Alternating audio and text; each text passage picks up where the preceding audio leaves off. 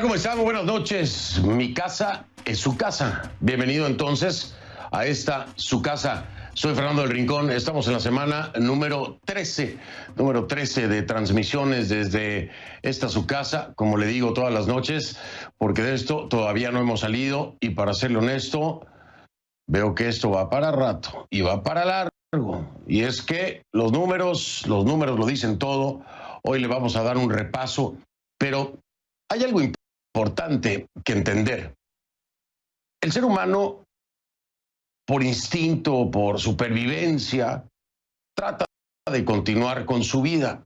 En efecto, y es muy válido, y ese es el espíritu, seguir adelante. Nadie está en contra de eso. Al contrario, eso es todo lo que nos queda hacer, ¿no? Frente a este virus, frente a esta pandemia. Pero para sobrevivir en este instinto de seguir adelante, debemos tener las herramientas adecuadas para hacerlo. Ir a la guerra sin un fusil, pues reduce sus posibilidades de sobrevivir. Bueno, ¿y cuáles son esas armas que tenemos para seguir con nuestra vida? Todas las recomendaciones que nos han hecho. Lavarse las manos, usar tapabocas. Tapabocas aquí y aquí. No de barbiquejo, no de codera y tampoco de adorno. Porque sí, veo gente en la calle que sale con el tapabocas, así como le dije, de barbiquejo, de codo, de bandana, de todas las formas que se le ocurran, menos la que debe ser. Esas son sus herramientas, esas son sus armas para seguir adelante con nuestra vida. ¿Usted iría a la guerra sin fusil? Bueno, pues ya lo sabe. Usted escoge. ¿Sigue con su vida armado? ¿O se expone a que le toque el tiro? Iniciamos.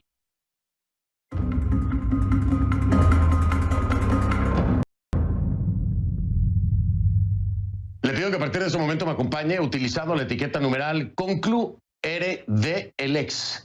RD de República Dominicana, ¿sí? Porque en las elecciones este próximo fin de semana, en medio de la pandemia, va a ser el primer país, ¿no?, en nuestro continente que vaya a unas elecciones presidenciales en medio de la pandemia. ¿Cómo hacerlo? Y ahí es lo que le decía al principio del programa. Continuar con nuestras vidas. Y bueno, la política es la más necia hasta este momento en medio de la pandemia. La más necia porque no ha querido parar, ¿no? Tan es así que, bueno, ya ve usted, en algunos países han tratado de minimizar el coronavirus, los mandatarios, en otros han querido acomodarlos a sus agendas políticas y en otros, bueno, hay que elegir un nuevo presidente en medio de la pandemia. De eso hablaremos el día de hoy. Conclu RDLX, RD de República Dominicana. Conclu RDLX. Esa es la etiqueta de esta noche, el hashtag ConcluRDLX. Sus comentarios, por favor, a mi cuenta en Twitter, @soyfdelrincón, @soyfdelrincón. Y mire usted cómo son las cosas, ¿no?, que le digo de la política y los políticos y los mandatarios. Llevamos meses escuchando al presidente de Estados Unidos, Donald Trump, asegurar que el virus está bajo control. Meses. Escuchen. We have it totally under control. It's one person coming in from China. We have it very well under control. We have very little problem in this. Desde enero hasta hoy, ¿cuántas veces habrá repetido la misma frase Donald Trump? Le puedo asegurar que muchas, muchísimas, demasiadas. ¿Y sabe qué? Sabe que su administración está muy lejos de controlar la pandemia. Muy lejos. Esa es la mentira más grande. Es una mentira, es falso. Sí, es falso. Está mintiendo Donald Trump con todos los dientes.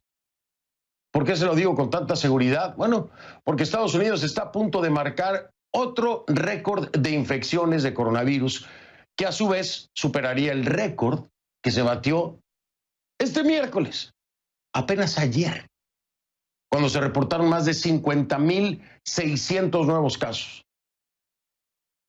Y viene el nuevo récord. Y dice Trump que está bajo control.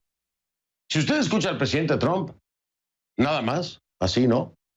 Como si usted estuviera viendo este canal de la FOX, ya sabe cuál le hablo. Haga de cuenta que solamente ve ese canal. No ve nada más, no escucha nada más. Solamente al presidente Trump. Pues entonces uno cree que todo está bien, estamos maravillosos, está todo perfecto en los Estados Unidos. Pero apenas usted abre un poquito su ventana de conocimiento para escuchar a otras voces, y su discurso pues no es más que una mentira y una negación de la realidad, de los hechos, de las cifras, ¿no? De esta crisis. Cuando usted escucha otras voces que tienen mayor peso, mayor conocimiento, mayor cultura, mayor prudencia, es diametralmente opuesto a la ciencia lo que dice Donald Trump. Y mire usted, no se lo digo nada más. Aquí le voy a mostrar, ¿no? Para que pueda tener la percepción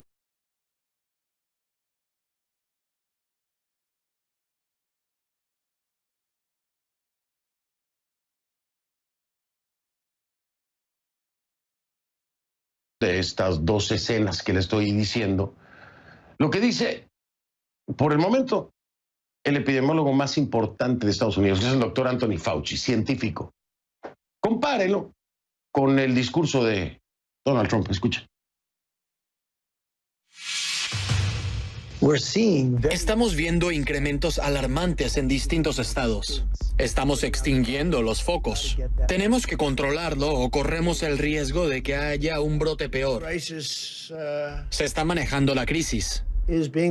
Solamente alrededor del 50% del país cumplió con el confinamiento obligatorio y eso permitió que el brote se extendiera. Hicimos lo correcto. Cerramos todo y ahora estamos abriendo y se está abriendo más rápido de lo que nadie hubiese pensado que fuera posible y de la manera más exitosa.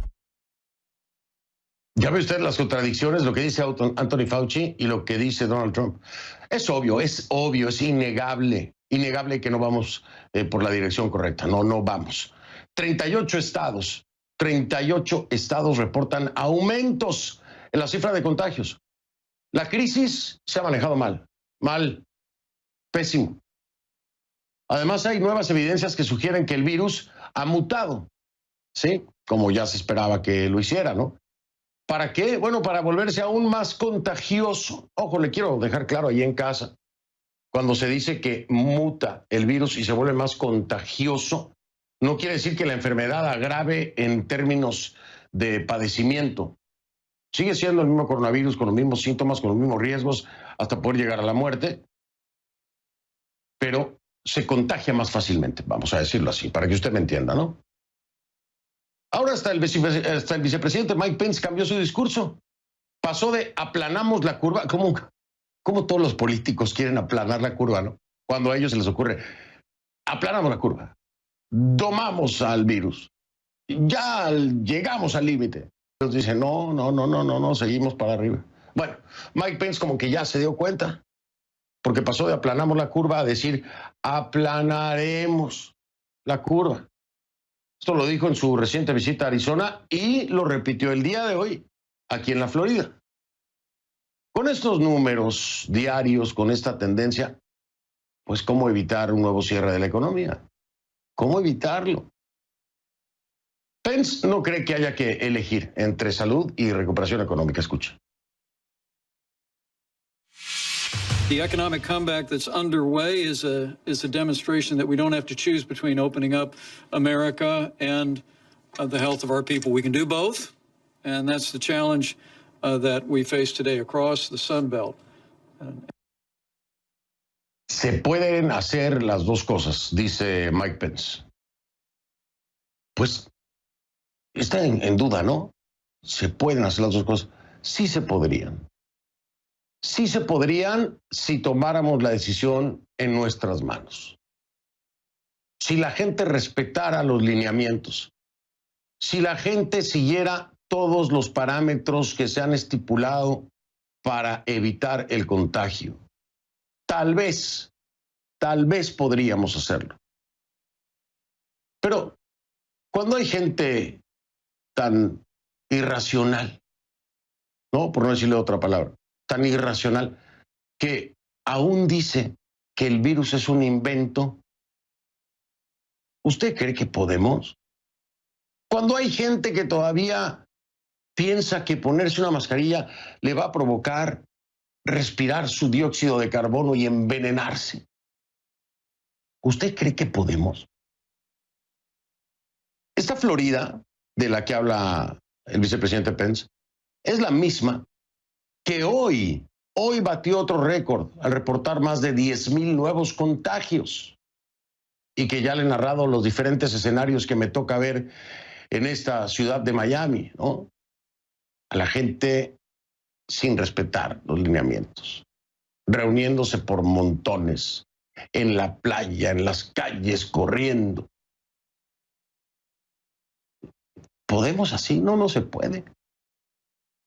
Desde luego, no es una cuestión de blanco o negro o de reapertura contra economía, no se trata de eso. Pero sí de manejar la reapertura con sentido común, con responsabilidad, hombre, de forma segura y aplicando con prudencia todas esas medidas de salud pública, como pide el doctor Fauci.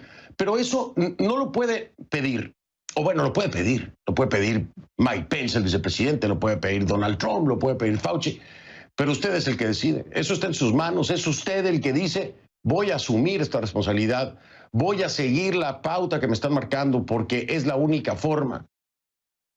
Entonces los políticos pueden hablar, unos pueden vivir en un mundo aparte con un coronavirus diferente al nuestro, otros pueden estar conscientes del coronavirus que vivimos en realidad, otros más nos pueden aconsejar de acuerdo a la ciencia, pero si nosotros no entendemos, si nosotros seguimos con la necedad y cerrazón de que no tenemos que hacer todo lo que nos dicen, vamos a perder y estamos perdiendo.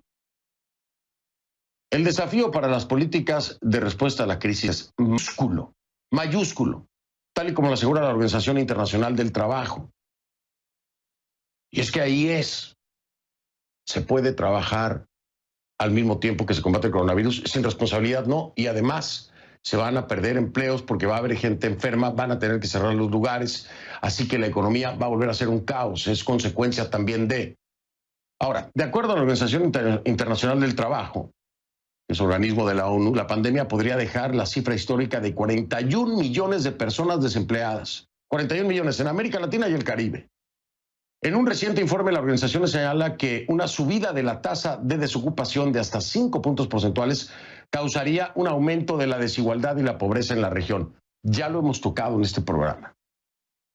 Por eso la OIT, actores sociales, trabajen juntos en programas de respuesta efectivos. Eso es cada vez más, empeora con los días. Brasil se acerca al 1,5 millones de casos.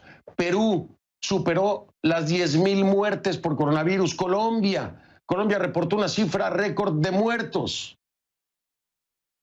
Y si quiere seguimos, y lo vamos a hacer como todas las noches. A ver si aquellos que aún no se convencen de que en sus manos está la solución y no en la de ningún gobernante, si le doy todas las noches las cifras, tal vez podamos convencerlo, ¿no? Mire usted, vamos a iniciar. Se reportan 69,941 casos positivos, 69,941 casos positivos, 85 muertes. Bahamas tiene 104 infectados y 11 fallecimientos. Belice. En Bolivia el gobierno comunicó 34,227 casos confirmados y 1,201 fallecidos. Y en Brasil los positivos llegaron a 1,400,000. Brasil, ya prácticamente 1,5 millones de casos. 184 en Brasil. Vamos a Chile, que informó casos positivos, 284,541 casos positivos. Baja, Chile.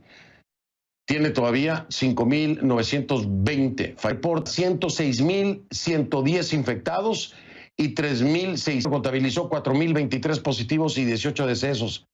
En Cuba, casos confirmados, muertos a 86. En Ecuador, las 1,468 y la de fallecidos a 4,630. Y la hora es Quito. Vamos ahora con El Salvador. Contabilizó 31 muertes. En Guatemala se reportaron 20,072 de 3,000. En Haití, el gobierno informó de 6.040 infectados y 107 decesos. Honduras, 6 casos confirmados y 542 fallecidos. En Jamaica los positivos llegaron a 700. México informa 238.511 casos positivos, 8.511 positivos y 29.189 fallecimientos.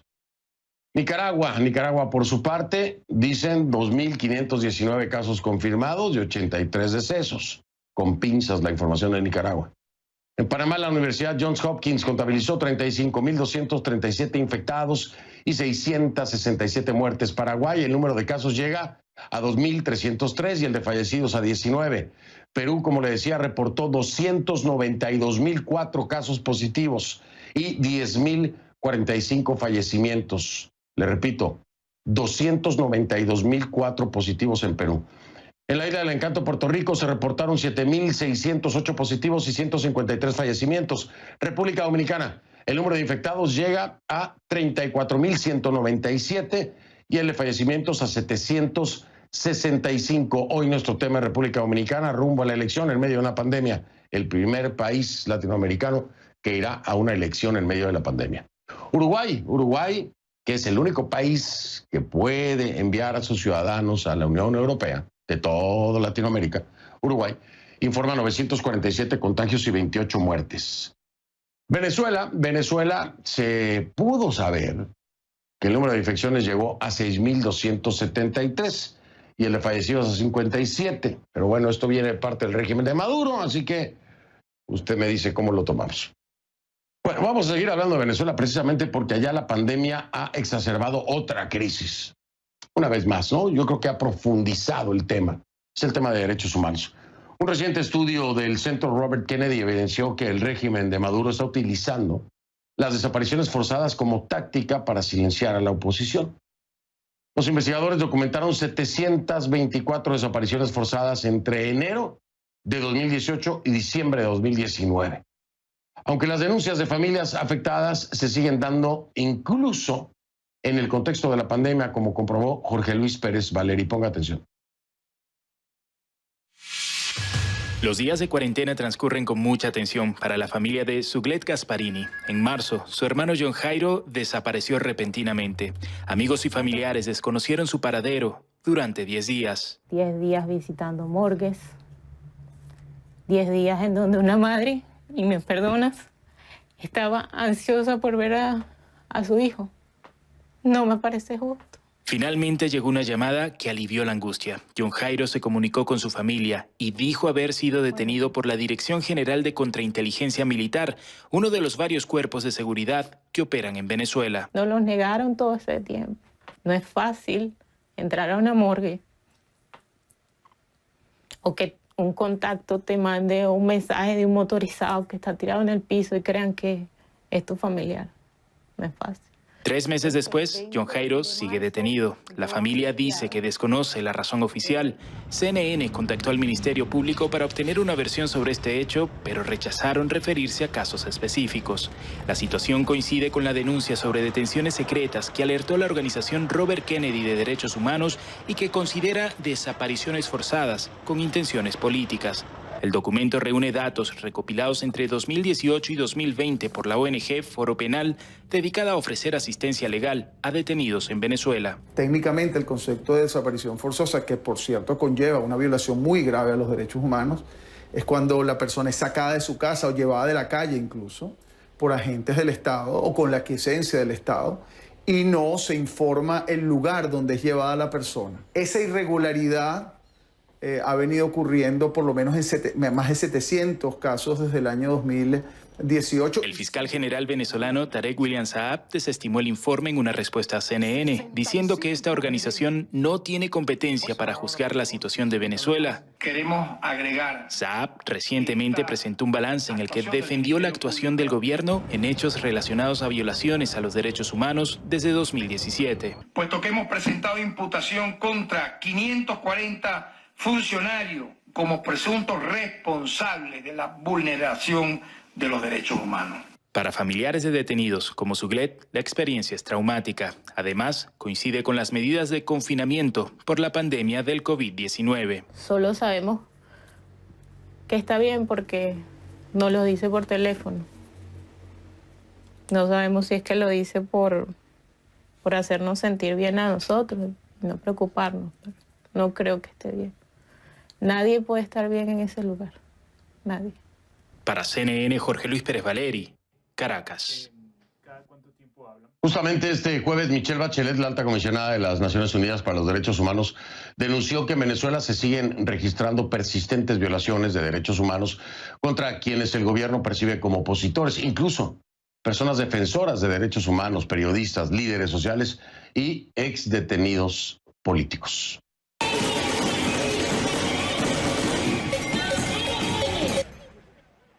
También hoy Juan Guaidó, reconocido como presidente interino de Venezuela por más de 50 países, recibió un espaldarazo en el ámbito internacional. Una corte británica denegó al régimen de Maduro el acceso a reservas de oro almacenado en el Banco de Inglaterra por valor de 1.100 millones de dólares. 1.100 millones de dólares. El tribunal alegó que el reconocimiento del gobierno de Reino Unido a Juan Guaidó es inequívoco.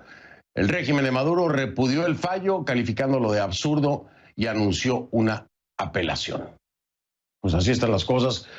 En medio de la pandemia, todo esto, con Venezuela y en otras latitudes. Voy a hacer la pausa, vamos a regresar. Le digo, el primer país que va a realizar elecciones generales en medio de la pandemia del COVID-19 es República Dominicana.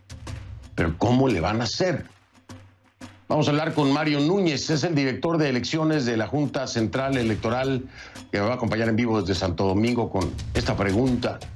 ¿Está la política por encima de la salud? Bueno, ya veremos, ya regreso.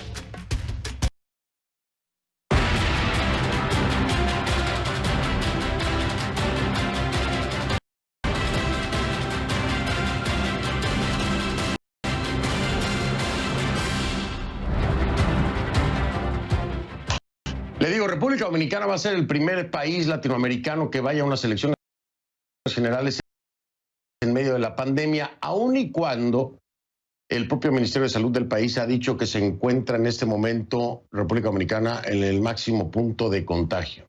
Bueno, la realidad es que quien sea el presidente electo va a tener que lidiar con la economía y con el tema de la pandemia. No porque haya elecciones las cosas van a cambiar, eso va a seguir ahí y va a ser su regalo de bienvenida. Vamos a ver esto que nos preparó Jessica Hasbun acerca de República Dominicana. Paul Rodríguez es mercadólogo, pero afirma que ante la falta de oportunidades debe desempeñarse como barbero. Hace un año había lanzado su propia barbería como medio de ingreso adicional, pero tuvo que paralizar sus operaciones con la llegada del COVID-19. El propietario del local le exigió seguir pagando la renta, algo insostenible para Rodríguez, por lo que su negocio quebró. Totalmente rediseñarme en lo que es dando servicio a domicilio y esperando la apertura del empleo, moviéndome a cualquier localidad. Rodríguez es uno de los más de 7,5 millones de dominicanos habilitados para votar este domingo en las elecciones presidenciales y legislativas. Dice que irá a ejercer su derecho bajo unas medidas sanitarias sin precedentes. Duele bastante que tú tires para adelante y no sabes, no tiene ese apoyo económico, no tiene ese apoyo de salud, de educación. El economista Bernardo Vega asegura que el ganador tendrá una dura tarea en los próximos 4 años. Hay una situación de balanza de pagos muy seria porque el turismo ha declinado, las remesas también, la inversión privada extranjera. Hay que vivir ahora de los préstamos internacionales que requieren sanción congresional. El presupuesto ha bajado muchísimo en cuanto a ingresos y ha subido muchísimo en cuanto a los gastos sociales. Pero no es solo la economía lo que preocupa a los dominicanos. Según un estudio de la organización Transparencia Internacional sobre el índice de percepción de corrupción publicado en enero de este año, República Dominicana está entre las naciones con más altos niveles de corrupción del mundo. Si la República Dominicana es un país fundamentalmente de clase media, como dice el PLD y el gobierno, lo más probable es que se beneficie Luis Abinader del voto mayoritario porque la clase media ha acumulado resentimientos por problemas de corrupción y demás con el PLD. Por el contrario, si la sociedad dominicana es predominantemente de sectores pobres, como dice la oposición, entonces el beneficiario del voto será el PLD. Esto es una paradoja realmente, pero me parece que esta paradoja es la que va a guiar el proceso electoral. Los dominicanos elegirán este domingo al sucesor del actual presidente. El exministro de Obras Públicas, Gonzalo Castillo, representará al oficialista Partido de la Liberación Dominicana, que ha gobernado al país en 20 de los últimos 24 años, 16 de ellos de manera consecutiva. El empresario Luis Abinader aspira al cargo por el opositor Partido Revolucionario Moderno. Abinader es uno de los más de 33,000 afectados por COVID en el país. Un dato a tener en cuenta es la posible abstención en medio del temor al coronavirus, que según los especialistas podría superar el 25%, pero otros como Paul Rodríguez están decididos a acudir a las urnas. Necesitamos a alguien que nos represente, que venga con una idea diferente, que el dominicano se sienta que tiene un gobierno que está trabajando por su país. Esta sería la tercera vez en este año que los dominicanos acuden a las urnas. En caso de que ninguno de los candidatos logre más del 50% de los votos, irían a una cuarta elección el 26 de julio. Para CNN en Santo Domingo, Jessica Hasbun. Bueno, pues ahí lo tiene usted. ¿Cómo van a manejar esto? Pues me parece que es, no sé, es muy complicado. Hay, por ejemplo, algo que me llama mucho la atención, y es que suspendieron la transmisión de boletines en vivo sobre el coronavirus por las elecciones. Lo han anunciado ya precisamente. Entonces ahí es donde yo pregunto, a ver, pero ¿se va a dar información a las elecciones? Sí, se va a dar información en las elecciones, por supuesto, pero al mismo tiempo, bueno, no se va a dar información entonces de el COVID, o cómo está la cosa, ¿no? Elige presidente. Ahora, desde el martes los aeropuertos, restaurantes, hoteles y gimnasios comenzaron a funcionar tras el fin del estado de emergencia nacional y el comienzo de lo que el gobierno llama periodo de emergencia epidémica. Así, con un plan de desescalada en las restricciones, se habilitaron actividades con protocolos que limitan la cantidad de clientes, como en todos lados, obligan al uso de geles antibacteriales y a mantener el distanciamiento social. Pese a la apertura o reapertura del país, no abrirá la frontera con Haití, y todo esto sucede en medio de este proceso electoral que se mantiene vigente pese a la pandemia. De hecho, observadores de la OEA le dijeron a la clase política dominicana que actúe a la altura de lo que esperan de ella y que la aceptación de los resultados del domingo será un elemento crucial para la democracia del país. Esos mismos observadores llamaron a la población a votar masivamente, por lo que se supone que está todo en regla para que estas elecciones presidenciales y también legislativas se lleven a cabo sin problemas. Eso sí, con los protocolos adecuados. El lunes no vamos a conocer nada más resultados de elección, sino que vamos a ver si la clase política dominicana realmente estuvo a la altura de lo que se espera de ella, ¿no? De estas elecciones. Voy a hablar con mi invitado esta noche, que es Mario Núñez, es el director de elecciones de la Junta Central Electoral, en vivo desde Santo Domingo. Señor Núñez, bienvenido, buenas noches. Buenas noches, señor del Rincón, estamos a su orden. Saludos desde la República Dominicana. Gracias, muy amable. Un fin de semana muy importante para ustedes, pero lo primero que me llama la atención es leer este titular en donde se habla de que se van a suspender los boletines en vivo sobre el coronavirus por las elecciones y se va a retomar hasta el martes. Y entonces mi pregunta inmediata es, ¿pesa más o es más importante la política que la salud de la gente en Santo Domingo, en República Dominicana y en todos estos hermosos lugares? Un país que a mí me encanta, pero me preocupa esto. Le dan una prioridad al tema electoral y dejan fuera información vital que puede salvar vidas en el tema del coronavirus. ¿Por qué hacer esto? Bueno, reiterar las buenas noches a todos.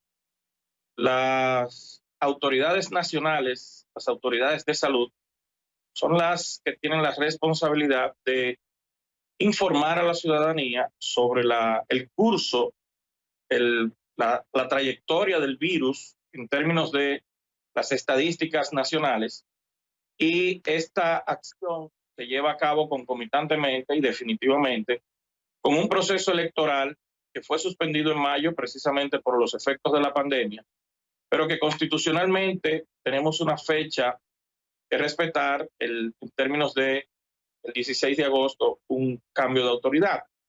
En autoridad en diferentes estamentos, tanto en lo ejecutivo como en lo congresional, ante los senadores y diputados, representantes ante el Parlamento Centroamericano también. Entonces, la Junta Central Electoral, acogiendo unas peticiones formuladas por los partidos políticos en el sentido de que debían realizarse las elecciones antes del 16 de agosto, fijó como el 5 de julio la fecha para la celebración de las elecciones extraordinarias, generales, presidenciales, senatoriales y de diputados del 5 de julio, como ya he dicho.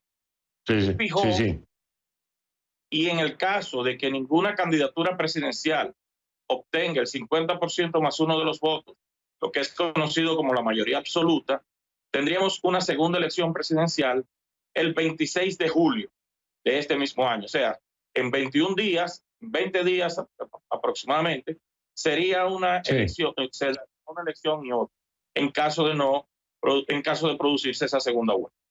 Entonces, ¿qué ha hecho la Junta Central Electoral? Primero, dictó un protocolo sanitario que fue sometido a las autoridades nacionales de salud y a las autoridades regionales, en este caso, la Oficina Panamericana de la Salud, protocolo que fue acogido y recibió una recomendación en términos de utilizar una mascarilla particular, la mascarilla N95, y ya nosotros habíamos adquirido las mascarillas conocidas como quirúrgicas.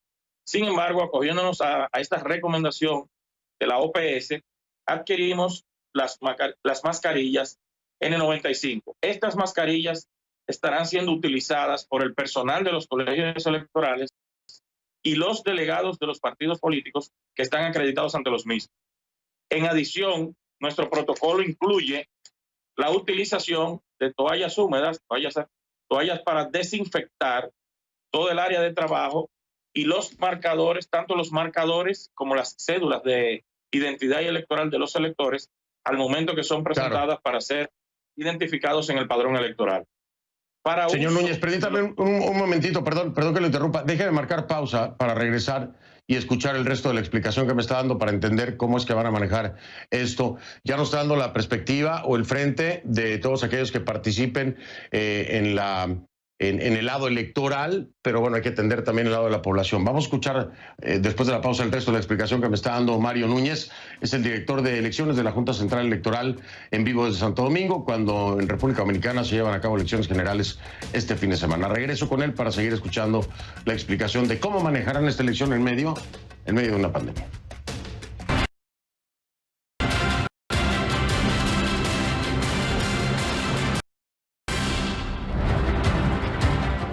Estamos de regreso con Mario Núñez, director de elecciones de la Junta Central Electoral, en vivo desde Santo Domingo. Señor Núñez, me estaba explicando todo lo que van a utilizar el personal que esté en las mesas precisamente, todo el grupo, el equipo electoral, ¿no? El que va a llevar el proceso. Pero ¿qué pasa con la gente? ¿Qué pasa con la gente? ¿Qué requerimientos hay para entrar, para votar? ¿Qué tienen que hacer? ¿Los van a dejar votar si llegan sin mascarilla? ¿Qué requerimientos hay para ellos? Porque finalmente creo que la mayor preocupación está en eso, en la cantidad de gente que va a ir a las urnas, que ojalá sea mucha, digo, por el bien de la democracia dominicana, pero en qué condiciones, cuáles son las reglas para ellos. 3 elementos fundamentales debe guardar el ciudadano. El primero, el uso de la mascarilla. Debe presentarse a su recinto con una mascarilla. De hecho, las autoridades nacionales han dispuesto el uso de la mascarilla aquí en el país, y nosotros como electores tendremos que llegar a los recintos con nuestra mascarilla. Una vez en la entrada del recinto, nuestros facilitadores aplicarán un gel antibacterial o un alcohol para desinfectar las manos de los votantes. Los baños, las instalaciones sanitarias de los recintos estarán adecuadas, estarán debidamente higienizadas para que los electores puedan utilizarlas en condiciones, ¿verdad?, que permitan mantener la higiene tanto del votante como la propia instalación donde vamos a votar. Y en adición a ello, un elemento muy importante es guardar un distanciamiento que será debidamente identificado por nuestros facilitadores en el local de cada colegio electoral. Es decir, una vez entramos al recinto, se nos aplicará un gel o un líquido desinfectante en las manos. Nos colocaremos en nuestro colegio de votación con un espacio de distanciamiento entre un elector y otro. Y luego, cuando nos corresponda entrar al local de votación, ya a nuestro propio colegio, presentaremos la cédula de identidad electoral y esa cédula de inmediato será desinfectada por el primer vocal, que es la persona que busca a los electores en el padrón. Y una vez se haya encontrado hábil para votar, el presidente o la presidenta del colegio entregará un marcador desinfectado al elector, el cual utilizará para precisamente marcar las 3 boletas de votación. Tendremos una boleta del presidencial, una boleta, 3 boletas vamos a tener. Una del nivel presidencial, aquí la tenemos. Tendremos una boleta del nivel senatorial en el ámbito de la República Dominicana. Y por último, una boleta de votaciones. Estas 3 boletas me queda claro. Perdón, pero es que se me va el tiempo. Me queda claro, señor Núñez, obviamente ya sabemos por qué van a votar. Pero a ver aquí, esto puede implicar mucho más tiempo. Le estoy hablando de que por cada persona con todo este procedimiento estamos hablando a lo mejor del doble o el triple del tiempo regular, si no hubiera una pandemia. Le va a dar tiempo a toda la gente que quiera votar y en caso de que no haya tiempo porque se va a duplicar o triplicar el tiempo por cada persona para ejercer su voto, ¿qué van a hacer? ¿Van a extender ustedes el tiempo o no? Nuestros colegios electorales tienen un máximo de 600 electores y en cada colegio hemos establecido la instalación de 3 podios o casetas de votación para que de manera simultánea 3 votantes lo puedan hacer. Quiere decir que en 600 minutos de votación, porque tenemos 10 horas durante todo el día, en 600 minutos nuestros electores se podrán distribuir en uno por cada cabina de votación, lo que nos deja un número claro de 200 electores por cada una de estas cabinas. En términos generales, entendemos que es un tiempo oportuno para ejercer el sufragio. Por eso la Junta Central Electoral hace el llamado a todos nuestros votantes a que se mantengan votando temprano, en horas tempranas, y no dejar la votación para última hora. Porque la votación, según la ley, inicia a las 7 de la mañana y concluye a las 5 de la tarde. Si hubiese personas en fila a las 5 de la tarde, se recogerán las cédulas de esos que están en fila y podrán votar los que tengan tiempo entre 5 y 5:30 y señalamos de manera excepcional aquellos que a las 5 de la tarde se encuentren en la fila. Los que no hayan llegado a esa hora no podrán votar. Por eso la Junta llama a la ciudadanía a que acuda temprano a votar para evitar congestionamientos ya a la hora. Pues mucha suerte, mucha suerte. Espero que estemos reportando el lunes que todo salió de acuerdo a lo planeado. Una situación sumamente complicada. Y pues bueno, veremos los resultados. Deseándole, por supuesto, lo mejor a todos mis hermanos dominicanos y que estos mecanismos y estas condiciones y estipulaciones y guías funcionen a la perfección, porque si no, seguramente el martes que retome el Ministerio de Salud el informe, tendremos que decir que hay un repunte. Ojalá que no sea así. Ojalá que no sea así. Que sea una elección limpia, ahora sí que en todos los sentidos. Limpia de coronavirus y limpia de cualquier otra cosa. Pero le agradezco mucho su tiempo. Señor Núñez, gracias. Buena suerte por la democracia dominicana. Muchas gracias. Muchas gracias. Muy amable. Era Mario Núñez, director de elecciones de la Junta Central Electoral República Dominicana, elección general en medio de la pandemia. Hago una pausa, regreso, tenemos que hablar de los empleos. Hay buenas noticias aquí en Estados Unidos, o del desempleo, como lo quiera ver. Gaby Frías al regresar.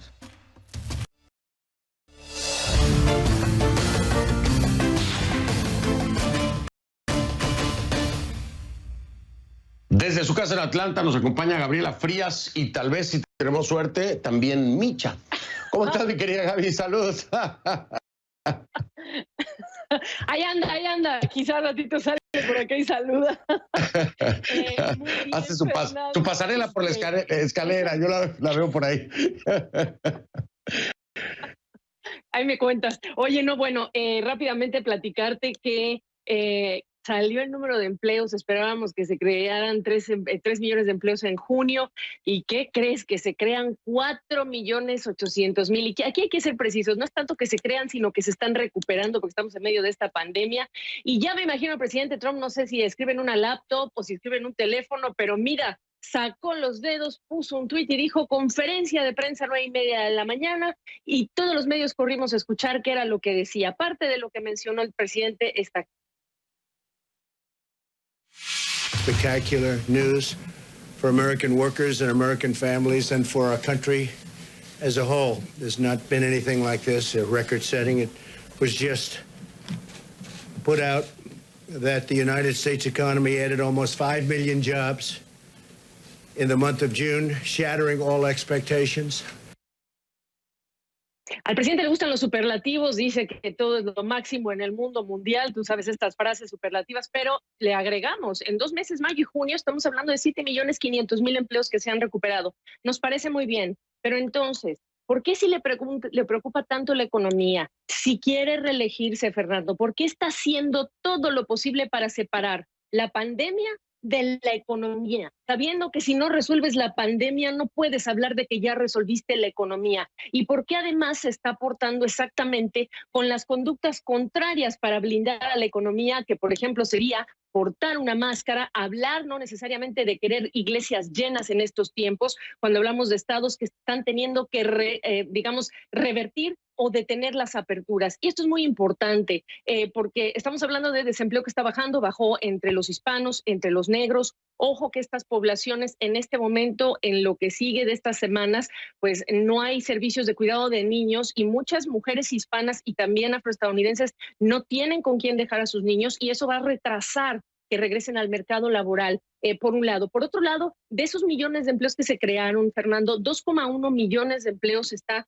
en lo que toca a servicios de alimentos y bebidas y todo lo que toca a entretenimiento. Y también 750,000 empleos se crearon en el sector minorista. Ok, empleos que si nos vamos nuevamente a casa o vamos a cuarentenas, se van a destruir.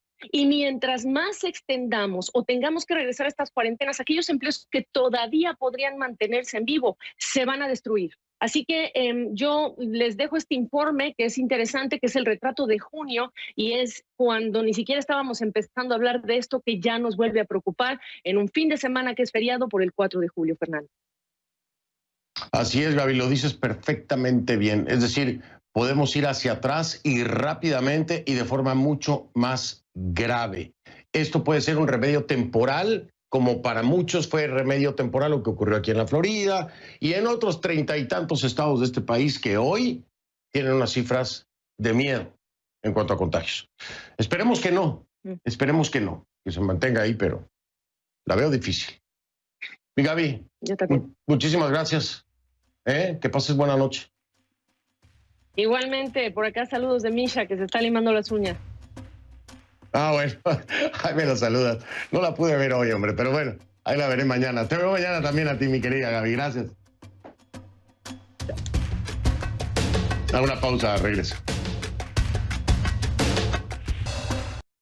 Soy Fernando del Rincón y desde aquí, desde casa, le digo buenas noches. Gracias por haberme acompañado. Lo veo mañana, si le parece.